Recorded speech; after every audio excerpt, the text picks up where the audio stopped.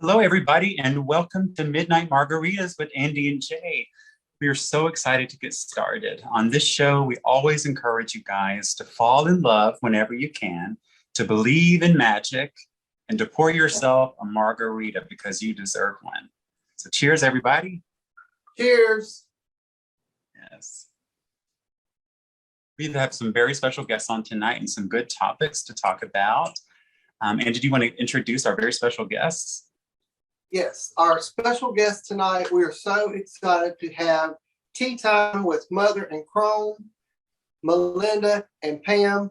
They are actually the two ladies that inspired Jay and I to start our own show. So we're super excited to have them here tonight. And ladies, thank you for joining us. We're really happy to have you. Oh, that's so sweet. Thank you for having us. And wow, we actually inspired somebody to do something good and not, like murder or anything. I'm impressed. Thank you so much. That's so sweet. You're welcome. Thank y'all. If you haven't checked out their show before, it's called Tea Time with Mother and Crone. It's on Facebook. It's a great show that inspires people, brings a lot of magic to people's lives. So check out their show and all their merchandise as well. You guys want to give us a little bit of background about yourselves and your show? Well, and I also like to point out it's tea time. It's time like the herb, Thyme. So that might throw people off. So I'll say we started back in January.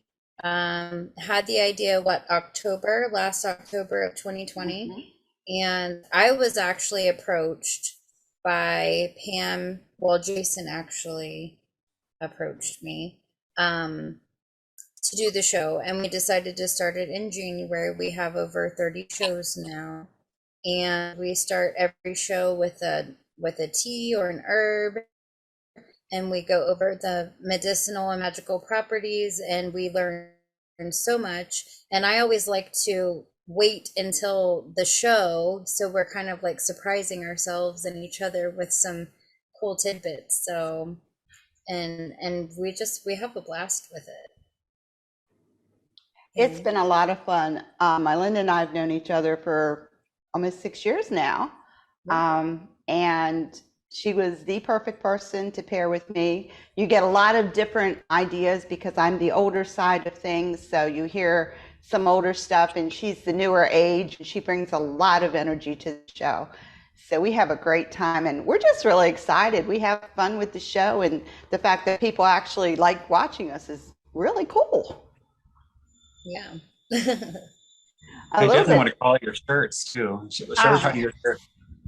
Fabulous emblem there. Yes. Yes, that's our logo. We're fortunate. We had a person who is an artist, and she drew it for us, and it turned out awesome. They're little caricatures of ourselves. I think they're more real than we are, actually. Yeah, they really are.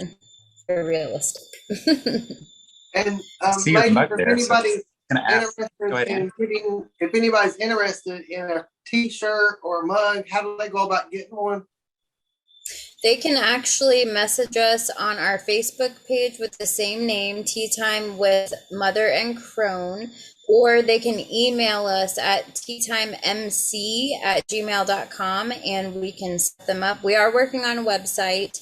Hopefully we'll have that out sometime next year, so we can sort of streamline the YouTube channel.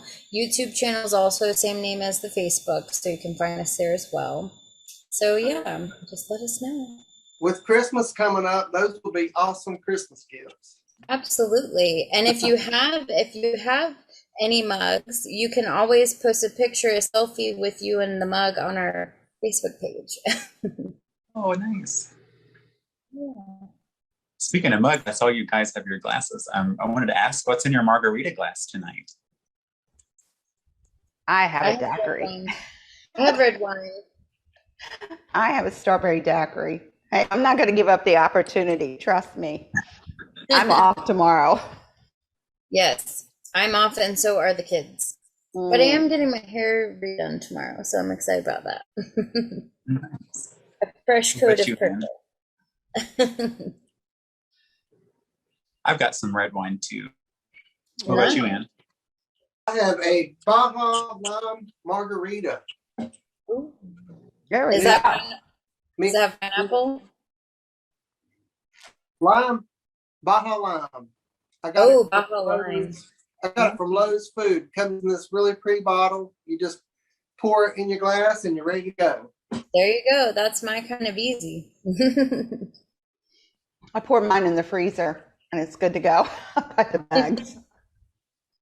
You'll see me refilling my glass as we go along tonight. Me too. You guys have any magical finds you wanted to share this week? Typically on our show, we try to think of either things we purchased, things we've maybe uncovered or searched that just inspired us and made us our week more magical. A couple of weeks ago in October, I went with a group of Corellians and we actually went to Arkansas and we went digging in a quartz mine. And I got a ton of quartz. And this was actually just sitting on the ground. Oh my goodness. And I have a box full of these, and I have some smaller ones. So we went to Ron Coleman Mines, and we spent the entire day digging. But they also have a shop where you can actually purchase items. So I overdid as usual. 2 new ones. So, but we went digging and I have a huge box now full of really awesome pieces like you saw. And the store actually carries some of the little cutest things that you can see. This has been used on the altar for offering, but yeah, we had fun. And it was kind of neat. We spent from 8 o'clock to 4:30 digging in the dirt. And you don't know what you have because it's all dirty. So you're just putting it all in this bag. And then you come home. There was what, a 22-hour drive or some ridiculous amount of time. We came back and I started washing this and I didn't know I actually had that until I washed it because everything I had was packed in clay. So it's like this, it's like peanut butter and you're trying to wash it off and it's like, oh my goodness. And I had all of these wonderful little things to come up. I got 2 big boxes full of stuff. It's very inexpensive. It's only like $20 and you can dig all day and you get to take out whatever you want. So, I mean, you carry out whatever you can. Now they do have where if you pick a piece that's too big, they'll help you into your car with it. That's $25. And they have a crane for $50 that will lift it and put it in your truck. But yeah, the thought of getting that out of my car was not an idea. But next year we're thinking maybe Georgia to the Amethyst mine. Cool. Yes. Those are some awesome finds. I love all that. Yeah. Melinda, what about you, Melinda? Actually, mine has been more introspective. So my husband had a stroke back in May. I've been kind of out of commission because of my back. I'm having back procedures the next couple of weeks. So mine has been more kind of getting back to the roots spiritually and more grounding and earthing. We went to the beach a couple times. Before we had a nor'easter and it was like 40 degrees here. I don't know if you had any weather like that over the past weekend, Pam, but oh my God, I was dying. We dropped from 80 to 60. Oh my God, it was in the 40s. Anyways, I digress. It was, oh, it's bad. But so for me, it's just been about really, that's been a form of release for me. And sort of a weight lifted off because, as I'm sure you can imagine, it's been a really tough time going through, you know, all of that. So that's sort of been my find, if you will. And in the midst of all of that, Hecate has come to me and has told me to work with snake medicine. So I've been doing that, and it's been pretty profound. So I actually got a book recently, but I don't have it next to me. I think it's Circle of Hecate, and it talks about a lot of different rituals that you can do, and it goes a lot in depth about her. So I'm sorry I don't have it right next to me, but that's a find. Although not recent, but I did get it just about a month ago or so. I haven't started it yet. Well, that's awesome. Thank you for sharing that. And Jay, what about you? Oh, well, I found this really new, cool store in Galax, Virginia. So if you're local, like near Andy and I, you'll know Galax, Virginia. A brand new metaphysical store that just opened up there called Willow Bee. And I'll plug their information in the post as well. But it's a beautiful, beautiful store right downtown in the little town of Galax. And I actually found this really cool broom. It's handmade. They make them themselves, which is so, so cool. So I'm really excited to try it out and start using it. Nice. Yeah, that broom, those brooms are beautiful. I did see those in person. We may actually do a Midnight Margarita live from a broom making class. Maybe doing that here comes. Ooh, I we would will be definitely watch that. So my magical What about find, you, I found this really cute mailbox, Oh, Oh, I love that. and I'm gonna have a Christmas party in December. I thought everybody that come could bring a little letter to Santa Claus and drop it in here. And at the end of the night, we can all take them out and read them and burn them and set our intentions. That's a cute idea. I love that.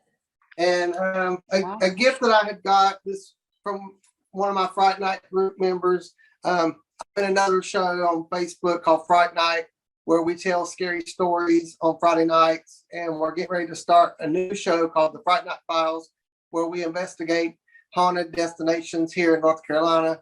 But my picture of my group at our haunted trail that we did a couple of weeks ago. that is so cool. So I'm happy to have that in my home. So those are my magical finds. That's awesome. That's awesome, man. And if you guys have any magical finds that you found, audience members, feel free to post those and we'll call them out on the live too.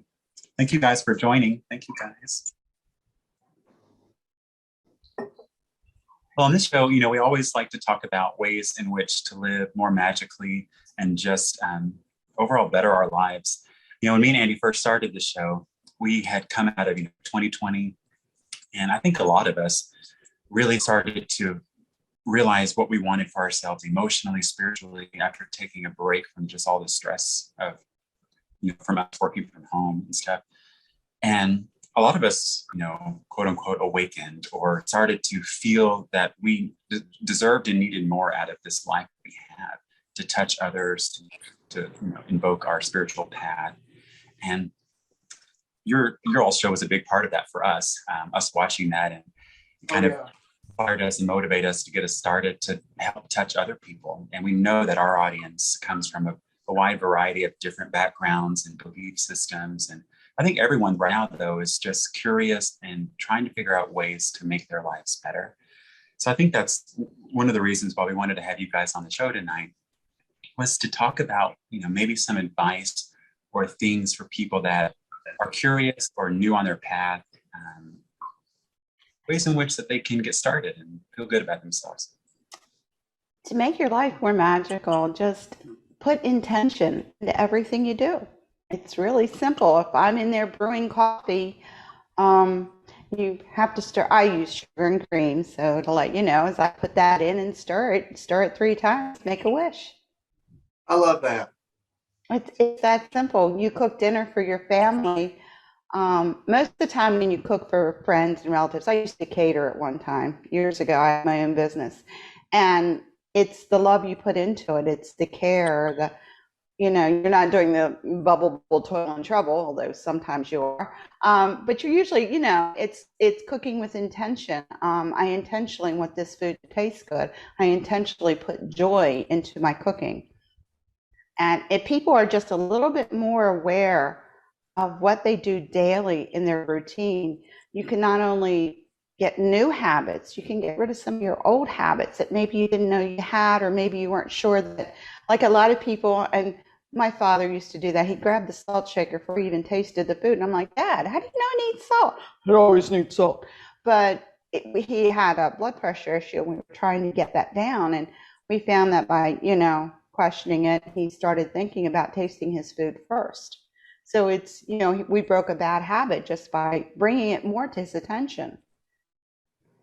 I would definitely agree with that. And even like when you're cleaning, we all know like decluttering can help with your serotonin and your dopamine and help with depression and things like that. So even like setting that intention of being, happy, or cutting cords, or, anything like that, or when you're smudging, all of those type of things. And, I would like to, especially because we're on social media, so I would also like to take the opportunity to, talk about things we all know about, like witch talk. So a lot of people go to social media as a platform to learn, but there's also a lot of misinformation out there.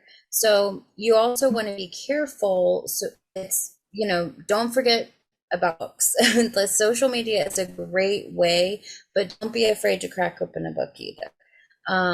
There's a lot of information out there, but this path is also very complex. So there's the awesome thing about this is you just make it however you want. Just the best advice I could give is just be true to you, be yourself, and don't let anyone tell you what you're doing is wrong, because if it feels right to you, it's right for you.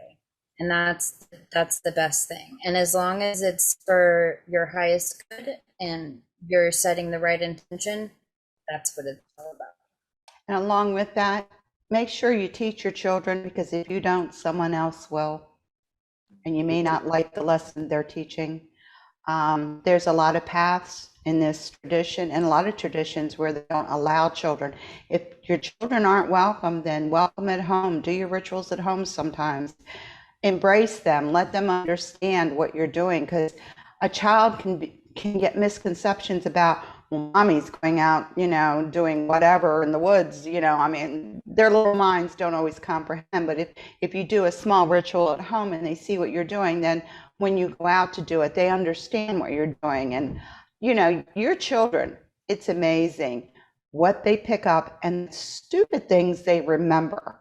Think about your childhood and some of the stupid stuff you remember. You tell it to your parents and they look at you and go like, were we even on the same planet when this went on?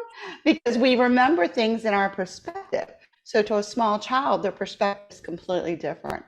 So I encourage parents to share faith, to share what they understand, and be prepared for those questions. Because those little guys can hit you hard with them. And it's okay to say, I don't know, but let me find out and get back to you. Because then also just for a general basic, Pinterest is a really good place actually. Because when I go for like our teas, for example, or herbs, for just a general basic, Pinterest is a really good place for like things like altar setups, or herbs and the different correspondence, anything like astrology. Pinterest is actually a really good place for, basic ideas. Just share it with your kids, share it with your friends. Be prepared for the questions. And like I said, if you don't know the answer, be honest, because if you're honest with someone and say, I don't know, let me find out, they hold you in a higher respect, because it's like, not only did you take their serious question serious, you listen, you're going to find out. So you're going to take your time and go find out and come back to them with an answer. So it makes them feel like, wow, you're really spending time with me. Yeah. So it kind of makes a big difference with people if you can do that. I love that. Now, I love what you said about in the morning when you start your day, fixing your cup of coffee, stirring it, and making a wish. Mm-hmm. I'm gonna start doing that. And Mylinda, I love what you said about decluttering your life, getting rid of things, and believing in what you're actually doing, because I think that's really important. Oh yeah, absolutely. just like you would like on a full moon when you burn, your intentions. It can be the same when you're just doing everyday pickup around your house or cleaning your house. You can set the same type of intention. And we just don't realize it because we're used to calling it routine, but it could be called ritual just as easy. Speaking of intention, I know tomorrow night is 11/11. They say that tomorrow night's supposed to be like one of the biggest nights to really set your intentions. What do y'all think about that? There's a lot with numerology and corresponding with numbers. Numbers are very, very important and have been since early man. The reason that actual writing and writing things down actually came about was to keep count of things. The ancient Sumerians were having difficulty keeping track of what they had. Therefore, they learned the cuneiform to say they have 45 cows and 22 sheep. So numbers were so important that they actually invented an entire alphabet for it. So that means it has a lot to do with the universe. Numbers, if you look at Pythagoras in ancient Rome, numbers have a tone, they have a sound, and each number has a sound to it which corresponds to music. So 11/11 at 11/11. So 11/11 and 11/11 a.m. or p.m. is the key, and that's where you need to set those intentions. And with everything that's been crazy for the last, and I'm going to say 2 years, it's really been 2 years, we've all been out of whack with COVID and shortages and supply chain things and short staffing and all that kind of craziness. I think if everybody went in with the intention of peace and harmony, or just to make it a little bit more tranquil in your own little personal place in the world, I think that would go very far, because seriously, prayer can move mountains. And if we all get together and we put our intentions together, we can make a difference in the world. And I think the intention, just peace and tranquility. Now, I'm not saying peace on earth, maybe just peace and tranquility in your own house. Yeah, because, I love that. Yeah, it's crazy out there. The last 2 years have been absolutely topsy-turvy. I mean, as old as I am, I don't remember another time when it's been this bad for this length of time.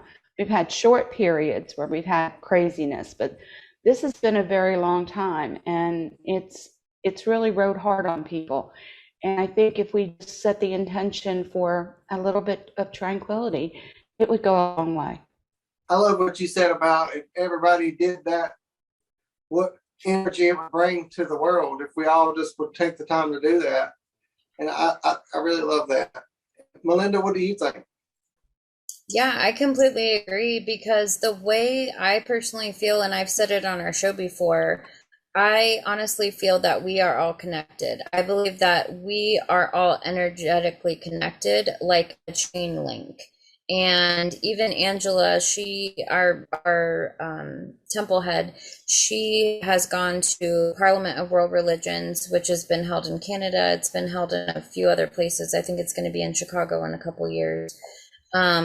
So there was someone, I think it was the Sikh, or I'm not sure, don't quote me on that, but they were talking about that similar thing, that we're all connected in links. And there was a story behind it. And so I completely agree with what she's saying, because at the end of the day, we're all energy. And even when we leave this vessel, it's my belief that our soul goes on. And that's why I believe that we're all connected. So even if we start in our home, if we all had that capacity to be that peace, I do believe that, the world would be a better place. But, I also think that not everyone is willing to do that, unfortunately, but I think we all have the capacity, absolutely. Do y'all have any tips of things that you like to do when you're setting intentions on like a night like tomorrow night? What would be something that you would I'm a writer. I write my intentions, but I don't write in English. I write in Theban, the witch's alphabet. And I write my intentions in that, because the longer it takes you to write, the more concentration is, the more energy you're putting into it. So if you write in a language that you don't normally write in or speak in, it makes a big difference. And I write my intentions, and then I do like to go out. I have a fire pit out in my backyard, and I'll go out and start it up and put it in there and just contemplate as it's burning, what's going on. How do I need to relax and settle my heart before I start? Because it's got to start with somebody. It's got to start with me. I'm setting the intention. It's my energy. So if I'm going out there to set the intention, or even if I do it here in my cauldron, it is an intention I am, sitting and contemplating. So it's not just that 2-minute burn, unless that's all the time you got. But if I've got time, I do like to sit there and watch it burn to the very end, just to get all of that. Okay, now I've completed it. I feel good about it. I can move on from it. Right. And I write mine in English. However, I did teach myself the Elder Futhark alphabet, which is like the Norse alphabet, when I was a teenager. And I used to write in my diary that way, so my parents couldn't read it. But now that you said that, I'm going to start doing my intentions in that again, because that's a good idea, Pam. I like that, because I agree, like, even when I'm studying for whatever, I always rewrite questions and then, because it's been proven that you retain it better when you write. So kind of in the same sense, your intention when you're concentrating. And even when I burn the intentions, and I'm in an apartment now, so I do the cauldron thing, although we do have a fireplace. But I'm in Florida, so unless it's cold, we don't do the fireplace. So I tend to do like fire scrying also. And sometimes I'll do that by taking pictures or slow-mo videos. But if I'm burning it for full moon purposes, obviously I'm doing it in real time, like while I'm holding the cauldron. But I'll watch it as the whole thing burns down. But I am going to start doing that in Elder Futhark now. Yeah. Get that Theban out. Get the food out. No, I don't do Theban. Too many curves. Too many curves. Yeah, I actually have went with Elder. Yeah, I made that decision as well. My Theban's been around for, we won't even say how many years, but I found that even English is not my first language. And put that out there. So I grew up speaking another language. So English for me sometimes comes a little hard when you're writing in grammar and stuff, especially if I'm thinking really hard, the English doesn't come out right. So writing in another language or in another alphabet makes you focus on each letter, each individual, not the word, not the whole line, but that letter to get it right. And how much more energy is going into that. You can write like this and have a whole sentence. But if you're putting it in, you've got to look and get that letter. Now the next letter, oh yeah, it's this. And you're putting so much more into it, because it's the amount of any spell. It's what you put in, it's what you get out. If you spend 2 seconds, you're only going to get 2 seconds. That's how it works. So the more you put into it and the more you focus, the more you're going to get to where you need to be. Love that. That's really good advice. Thank y'all for sharing that. I know one thing about looking and researching many different religions and paths, kind of the universal measure is that you take a personal journey and, seemingly find what fits your intention, your purpose in life. And I think a lot of people get a misconception of that in their religion. They look more towards what's being told to them instead of having a personal practice of what they do in general. So what are some of I was curious what you thought about some of the universal things across many different paths that we can all connect on, that we all kind of strive to do in our own lives. I used to teach a comparative religion course, and when you break it all down, it's amazing how similar they are. You're like going, oh wow. I guess my best intro to that would be, my late husband was Irish Catholic, and he knew when he married me I was pagan. He was okay with that. We got married and all that good stuff. So I had been studying in this tradition, I guess maybe about a year or so, and I wrote my first ritual. Well, of course, I was a high priestess in other different paths, but this one's a little bit different. This one, our path is a little bit more open than most of them. You don't have to say the word exact. You can make mistakes, and it's okay. It's your intention that counts, not the words that you pronounce. If you mispronounce something, we're cool with that. You say something wrong, we're cool with that. And how you write, how each individual writes their own ritual, it could be however you want. Like if I wrote a ritual, like when I wrote my Beltane or my Imbolc ritual, I chose to do my quarter calls with animals. And if Pam does hers, she does hers completely different. So that's how we roll. I wrote this wonderful ritual, and I was so excited about it. And I dragged this poor man to this ritual, and I'm like, you are going, So we get there, and of course it's pouring down rain. So he's the Eagle Scout, which he is. He threw up the tarp and he strapped everything down just like an Eagle Scout. So I go in. Now, we used to tease him. He had a sleep apnea. So when he sits and doesn't move, he actually just dozes off. That's part of the condition. Well, sitting in church, he would sit there with his arm up on the end of the pew like this and be, So we always used to joke about him. He'd be asleep for the first 2 minutes of Mass. And we got done, and it went off without a hitch. I was like on cloud 9. I am so excited. I'm so full of energy. We get in the car, and I'm like, how'd you like it? How'd you like it? Wasn't it good? Wasn't it good? And he's like, it was nice. What do you mean it was nice? So I went a little ape shit on him. And he looked at me in all seriousness. He goes, honey, it was so much like Mass. I'm sorry, I almost fell asleep. Honey, that was the whole purpose. What do you think? But it was, when he said that, that's comparative religion right there. What we did in our ritual was so much like a Catholic Mass that he just followed along like he was in Mass. And to me, at first I was really PO'd because I wanted him to be as excited as I was about what I did. But it gave me that understanding, like, wow, you're absolutely right. It was because you guys stole our Mass. But no. When you look back at it, the basic base, and I'm a history buff, so I'm really bad for this. I go back and I read. I can tell you how the books of the Bible were written. I can tell you about the lost Gospels and all of that stuff because I studied that. I did a lot of theology study when I taught in the church. I taught in the Archdiocese of Baltimore, religion. So I learned a lot of stuff that you might not normally learn going to classes.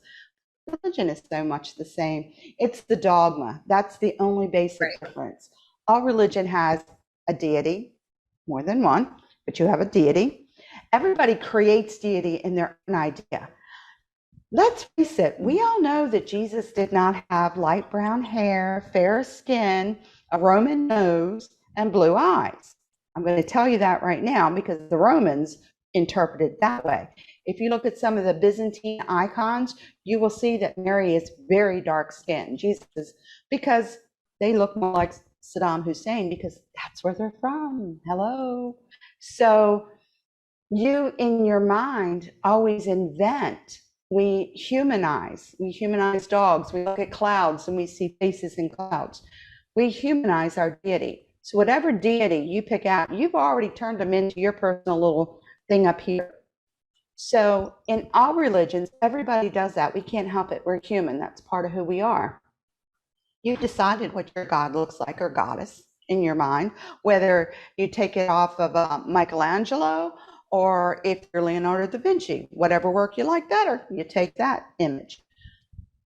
You give them properties of humans, and you do that without realizing it. If you're praying to Mary, the Mother of God, you automatically see her as a wife, as a mother, as a goddess. You're seeing all that in your head. So, okay, it's the dogma that's different. What days you celebrate? What do you do for your celebrations? Do you eat meat on Fridays? All of the man-made rules. Once you get rid of all that crap and push that out and you look at the basis, every faith, it's a deity. It is reverence to that deity and is to make you a better person. That's basically it. It's really tough, but I've always said paganism is for people like me who don't have a long memory. It's three things. It's deity, making my life better, and trying to make other people's lives better. That's it. That's Right. it. It's really tough. I mean, I love we don't that. even have 10 commandments. We have 3, you know? I was gonna say, I mean, it's really so similar. The only difference is the labels that you put on it, right? So, I mean, there's prayer typically across all things. It's just how you pray, it's different. You know, the deities are different. The rituals are different. It's what you label it or what you call it is what's different. You know, spelling is the same as the prayer. The incense, like she was mentioning, the big censer and mass, I mean, is the same thing. The lighting candles. I mean, there's so many similarities. The old Catholic churches have pinnacles all over the place. So, I mean, it's very similar, but not even that, but, Judaism, Muslim, Buddhism, there's so many different similarities. And like she went back to say, it's really just about being a better person, living a better life. And it's really just what you label it as and how you get there. That's different. But there's way more similarities than differences if you actually sit down and research. I was a hospital chaplain, and unfortunately, or fortunately, however you look at it, I was the pagan chaplain, but I got called in all the time because a lot of other chaplains wouldn't show up. Put that out there. I got to the point where I actually wrote a prayer book.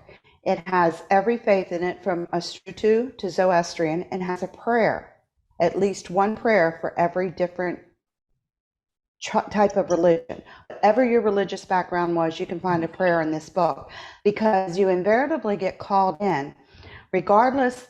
I mean, I'm in my clerics, I'm walking down the hall and someone grabs you. Can you come in the room and speak to my wife or my husband, or, and that person, because their minister didn't show up, or they don't know they need a minister or whatever, you go in, and because you're of service. When you hit this, you're of service. So that's kind of what you do. All the prayers are almost the same. They almost say the same thing, just in different organizations. Yeah. It's a cool book too. Well, I love both of y'all's perspectives on that. Before we move on to the next topic, this is kind of off topic. When you were talking about Mass, Pam, I wondered, have y'all seen the show on Netflix, Midnight Mass? No, I haven't. I just added it to my watch list though, because I saw it on a preview the other day when I was scrolling. I really should, I guess. It's a very, very interesting show. It'll make you take religion kind of like in a different perspective. I think everybody should watch it. Oh, good. I think it'll open up people's eyes on lots of things. I liked Lucifer for that reason too. I love because Lucifer. the story, I like how they still included biblical aspects. You know what I mean? The story of how he was damned and all this. I liked it for that, even though it was very like off the wall. It was off the wall, but it was great. He's a great actor. Speaking of movies and shows and things like that, also, I wondered, specifically because you all are in that practice of witchcraft, I wanted to see if there are a lot of common misconceptions about that and how movie and Hollywood have played into that more and more over the years. I wanted to see what you guys thought about that as well. I have a really good joke about that. There were 3 of us, Pam, Peppy, and Pixie. Okay, and we hung out together, and we're all pagan, and we all celebrated together. So joking, are those real names? Those are real names. I'm not joking you. It was me and 2 other girls, and it was funny because we joked about us being, of course, who else? Alyssa Milano and that group, Oh, so yeah. Our joke was that, we're their mothers or something. We were being smart-assed about it, but I guess the biggest misconception I have personally, and it's because I came from a Dianic group. I was Dianic for about 7-8 years, is men are witches. They're not warlocks. That warlock is a Scottish Gaelic term that means traitor. witch is a witch, whether you're male, female, or whatever you classify yourself as.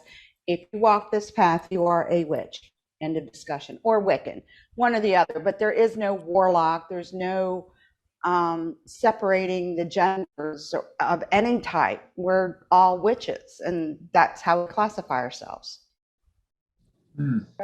If you choose to, and then there's people that practice witchcraft that don't choose the label of witch, and it's a very complex thing. But I think the thing that irks me the most is the people that, and I blame Hollywood and media, is the whole Satanist thing.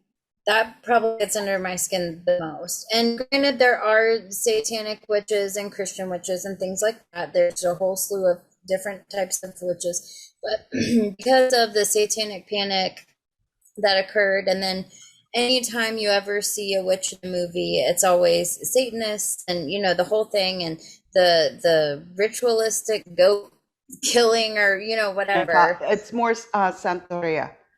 Yeah. But I mean, I'm a horror movie fan, and trust me, it's always a witch. It's always Satan. Trust me. So if anybody knew Anton LaVey, like I met him back in the day, and he started the satanic movement, and Satan is actually Hebrew for adversary. So It doesn't mean anything bad. It means someone who is going against somebody else. Two attorneys can fight on a court. They're adversaries. They can be the best of friends afterwards. The Church of Satan is actually, they're actually atheists. But the thing is like, I have to say, I don't, like, it's almost laughable. Like, if you actually took 2 seconds to Google what my path is, I don't even believe in the guy. So you might as well, like, you're wasting your breath. And, you know, it's like if you looked up what a pentacle actually means, you know, and I go back and show how Christianity used it and then converted it over to how it was evil. And then you go into the Malefice Maleficarum. I mean, it's just, you know, it was just used as a fear-based thing to basically, and then you get into the Crusades and, you know, the holy wars and all that type of stuff. But I think that's the one that makes me the most mad. And maybe it's because I am a horror fan and I see it more often than maybe, but I'm like, even R.L. Stine, when they came out with Fear Street on Netflix in July, they all dated back to a witch from the 1600s. I'm like, why's it got to be a witch? But I'm a horror movie fan, so I can't. Not only was she a witch, but a lesbian witch. Woo! Yeah, let's just add that to it. I think it's the uneducated. That's probably what gets to it. It's the uneducated, and many times they're taught that, so they don't know any better. Right. They knew better, and like I they said, do a lot of it, because what stemmed into Hollywood making those type of movies was the satanic panic, you know, from like Charles Manson and all of the like real life type of things. And that happened in the news media, and Hollywood grabbed a hold of, you know, those type of things. So it just, you know, it's unfortunate, but we'll fight. We'll keep fighting the good fight. Yeah, and we don't bake children. You parboil them at 350. You know, a little bit more tender. I'm serious.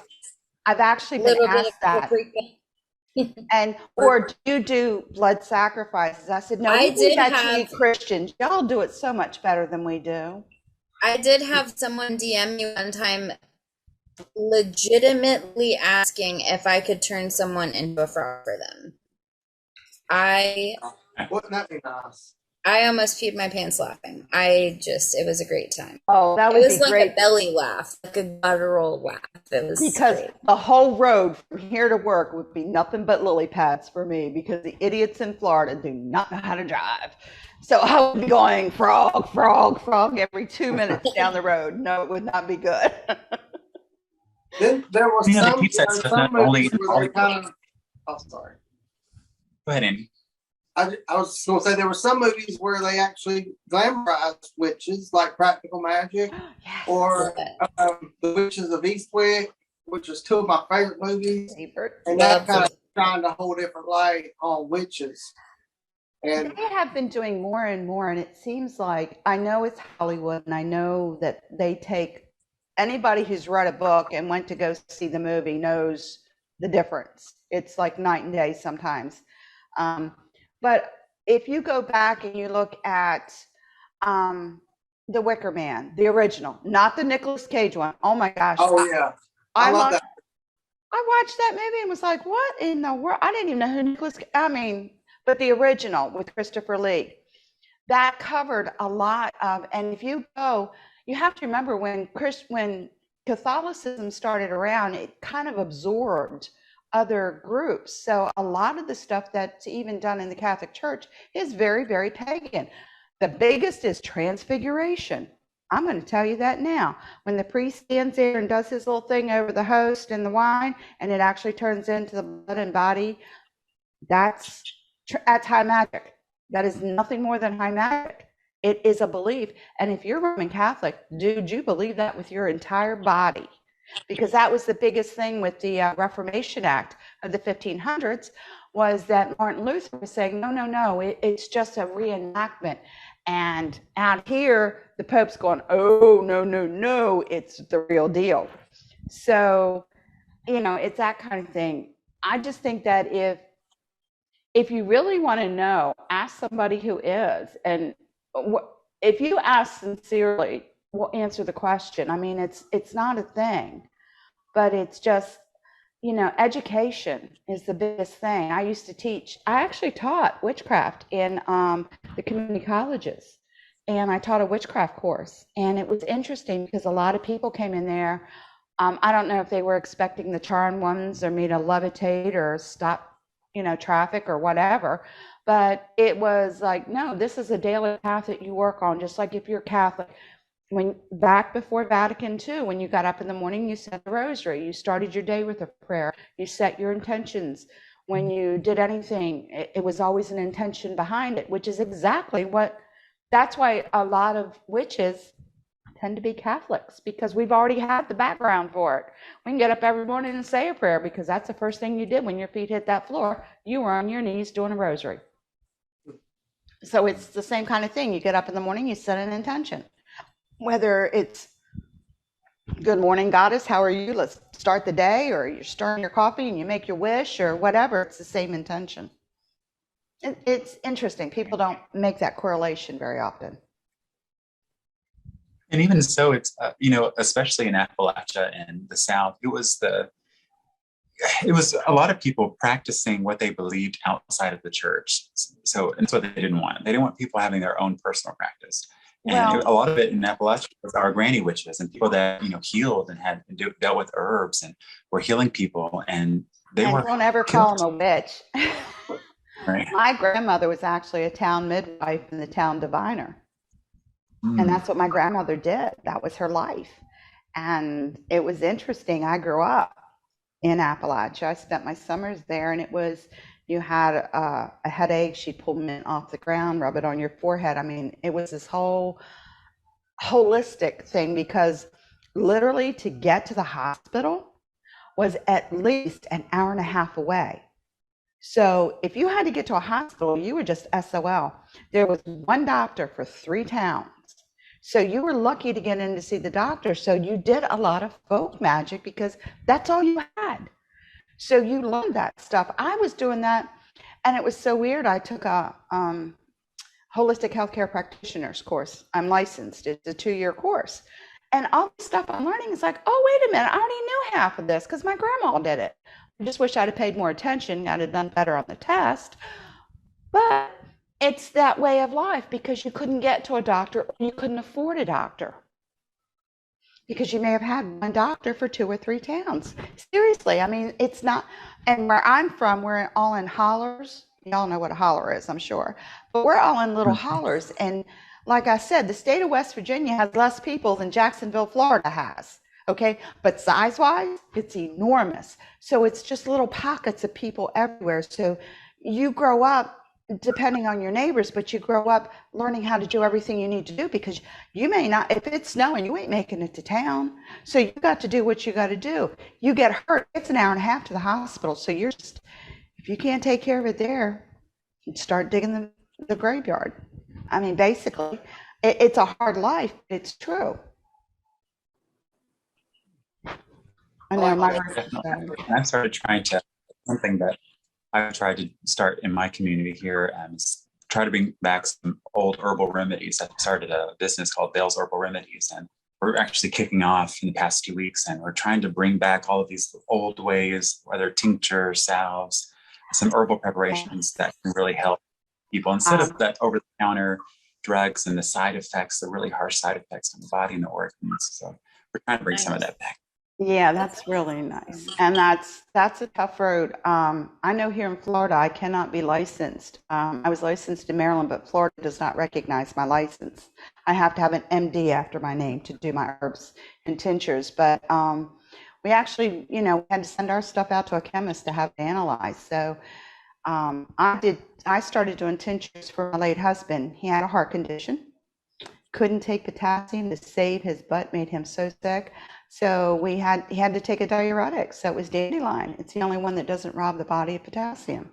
I made dandelion tincture for him. His cardiologist had me making batches of it for the rest of the clients. So, it's that kind of thing. If we go back, what they do, and it really gets to me, you find something good in a pomegranate, okay, antioxidants.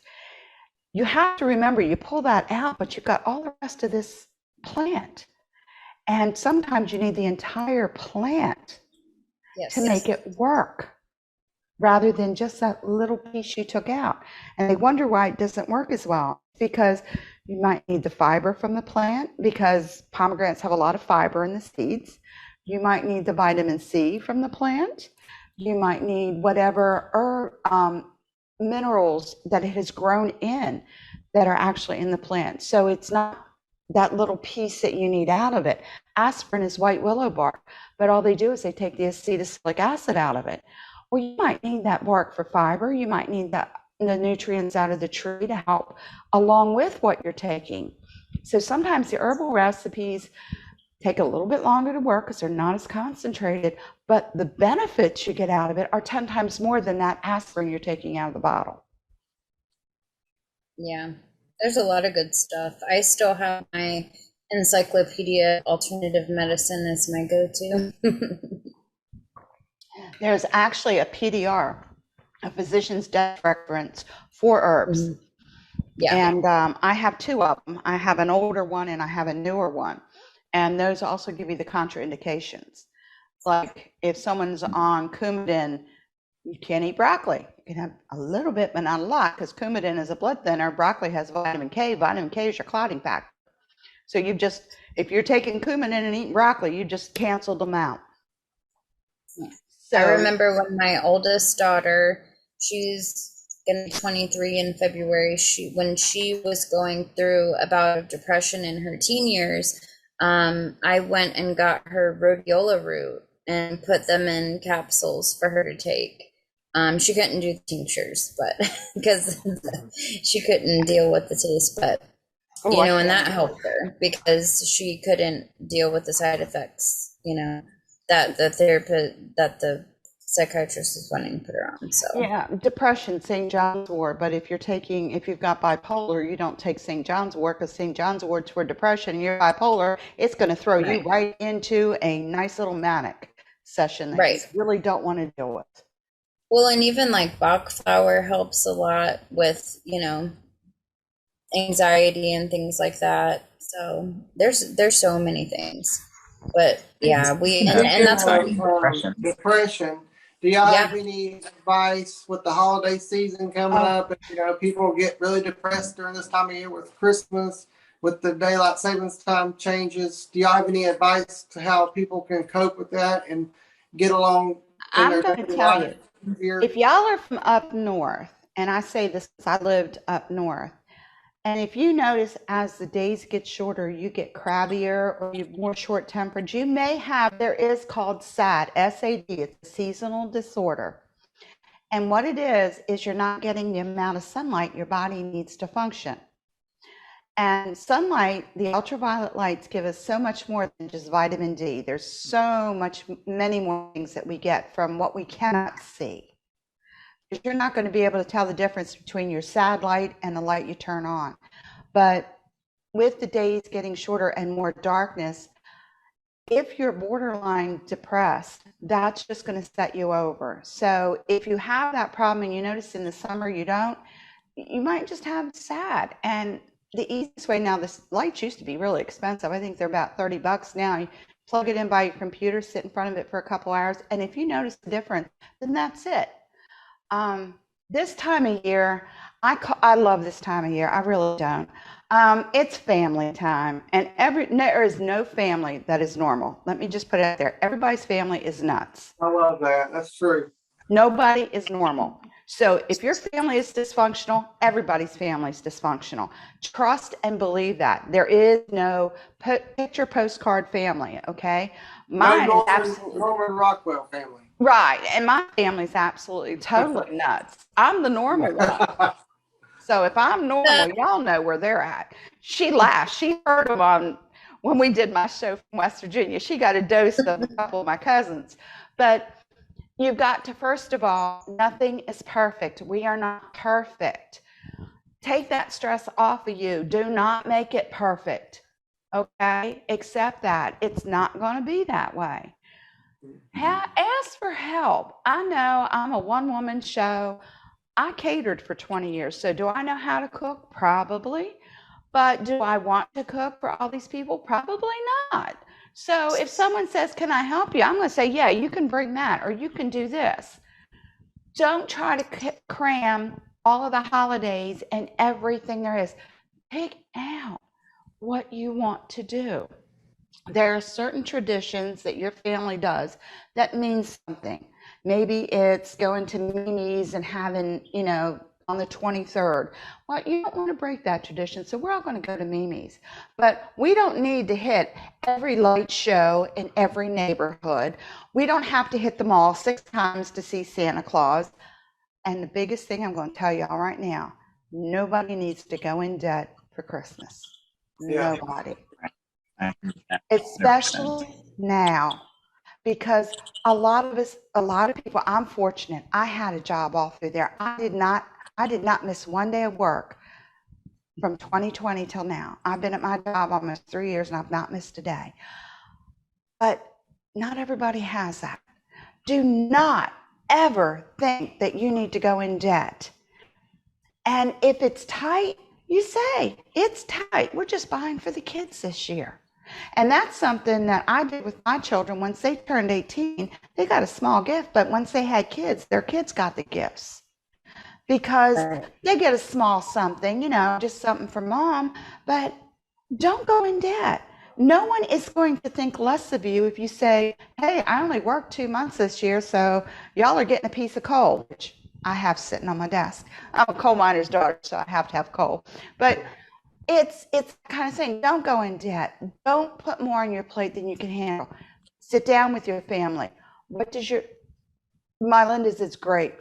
Ask Fiona, what do you do at 5? She's going to want to do everything. Seriously. Haley's 13. What's she going to want to do? Absolutely nothing. Exactly. Okay? I paid them, right? I know my girls. That's what they're going to do. So you have to make that decision. What is family time? What is husband and wife time or partner time? And then y'all need to sit down and really discuss what all do you really, really need to do. Do you need to attend to every party you are invited to? No. And that's what I was going to say also. Like, I think there's so much pressure to have parties or do it up or spend so much money.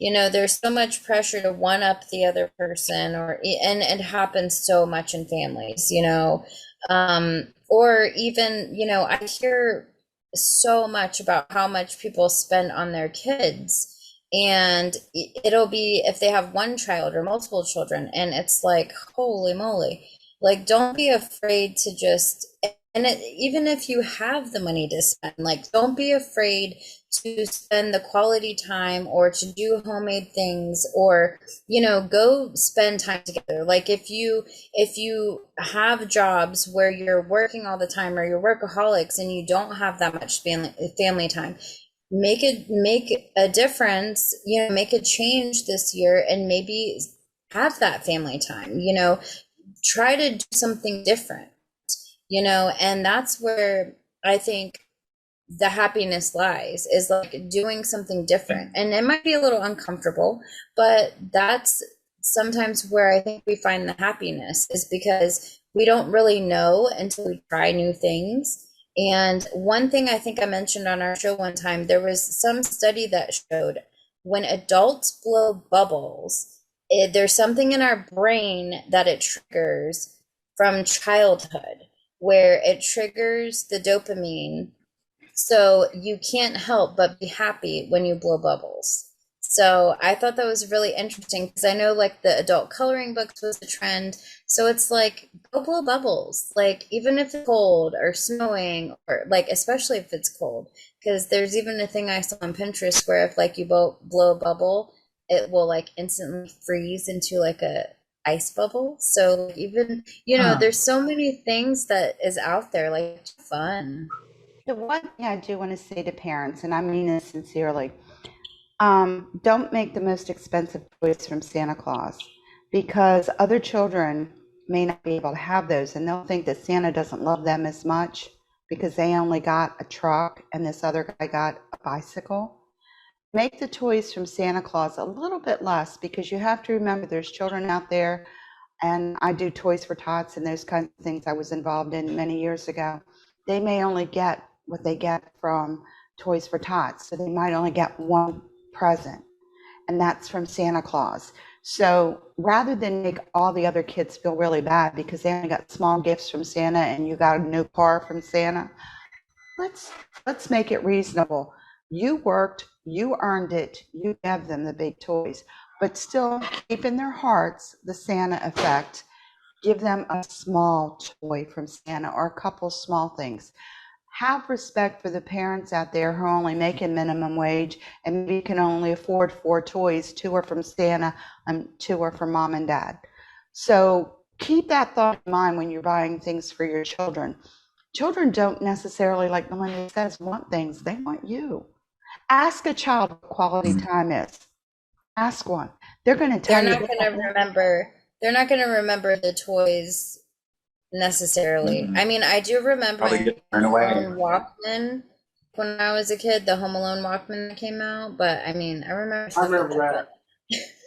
You remember little things, but normally you remember, my kids remember, remember when we went to, and there was a farm we used to go to, and they had 150 different trees decorated, and the kids got to pick out one ornament each. It's called Valley View Farms in Baltimore. They remember going there every year, because every year there was like, when are we going? What day are we going?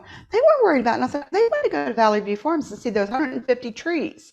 It costs nothing except for the little ornament that each one got and the gas to get there.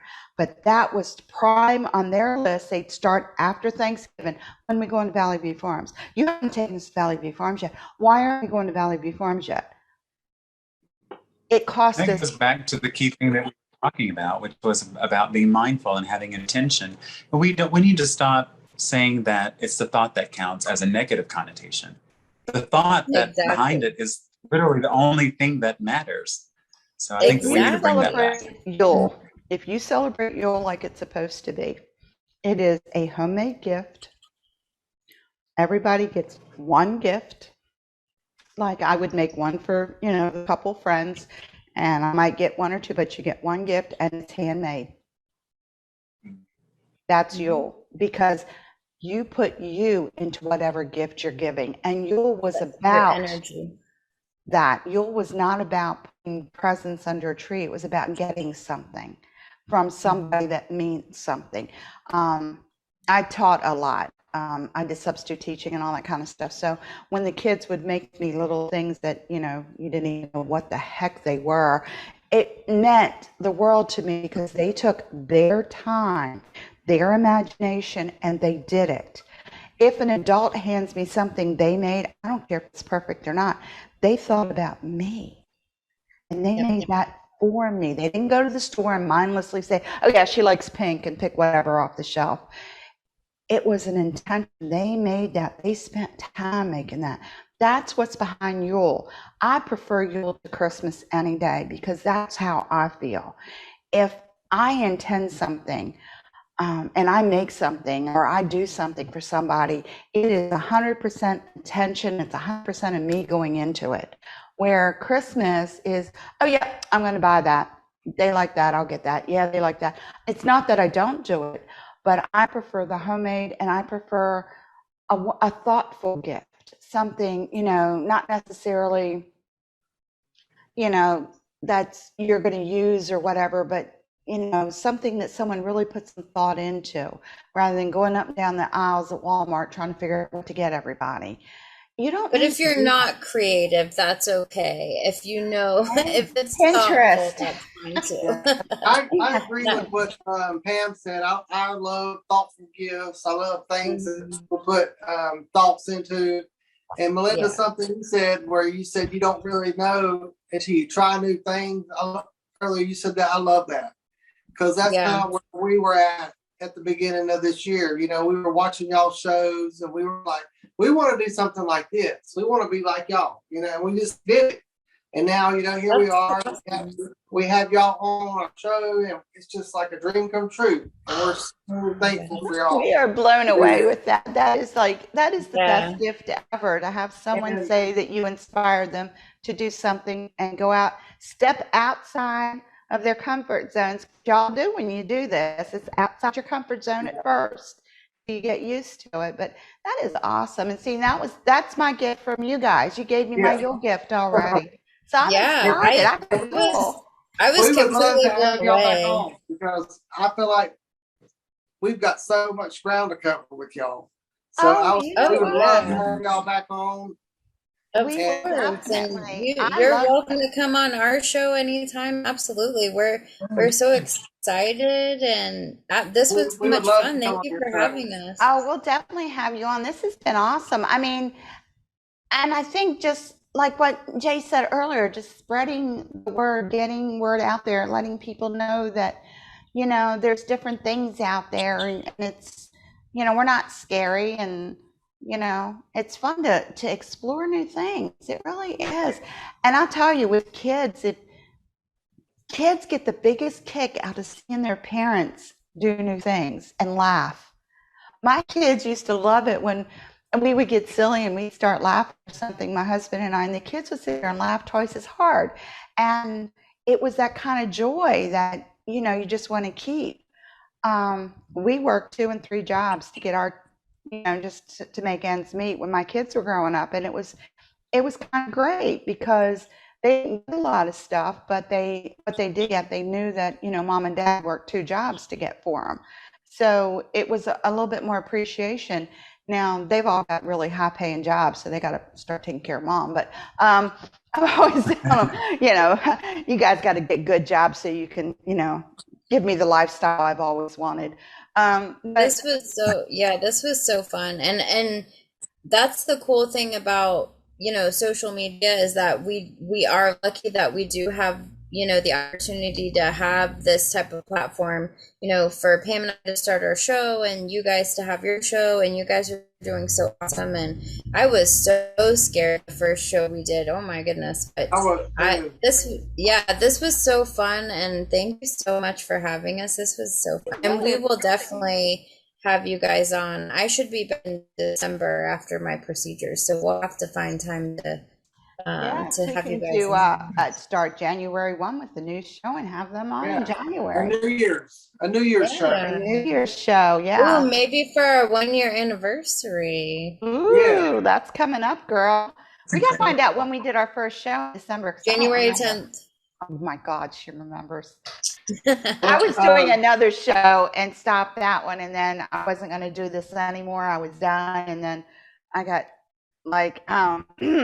waylaid into doing another show. I blame Jason for that. But what were you saying, Andy? I'm sorry.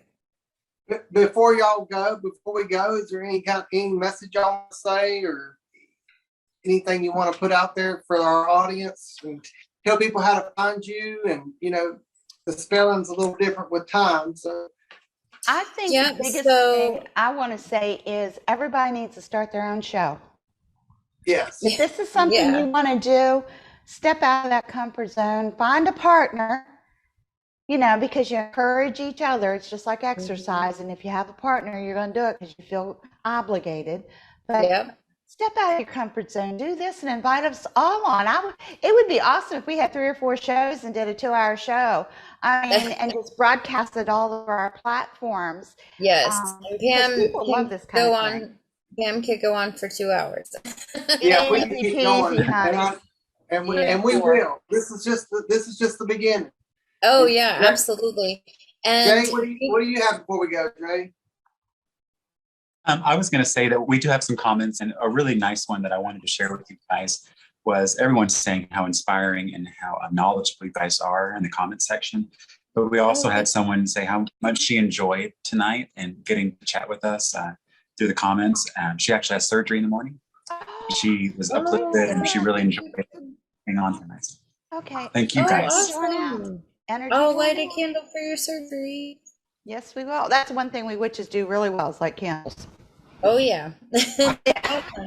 And I mentioned in the beginning of this show, so Tea Time with Mother and Crone. Thyme is like the herb, Thyme, and it's the same thing on Facebook and YouTube. And then the email is teatimemc@gmail.com. If you have any questions, any show topic ideas, and if you're interested in any t-shirts or mugs, you're welcome to message or email.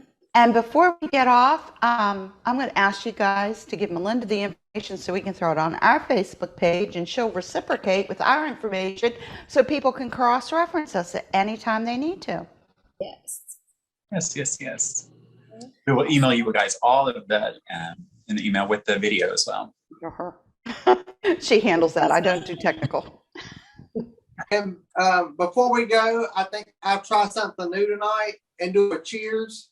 Something we've never done. Yeah. And I just want to say thank you to Mylinda and Pam for coming on tonight. And I want to say thank you to Jay, who's doing this journey with me. And I'm really thankful for all of you tonight. And for everybody watching. And everybody go support Tea Time with Mother and Crone, and keep on. Cheers. Cheers. Cheers. Thank you guys so much. Thank you guys for tuning in too. We'll catch you guys next time. I believe our next show will be on the 24th. So look out for a promo for that. But thank you guys, Pam and Mylinda, Andy. We'll see you guys on the next one. Bye. Thank you. Bye, everybody. Everybody.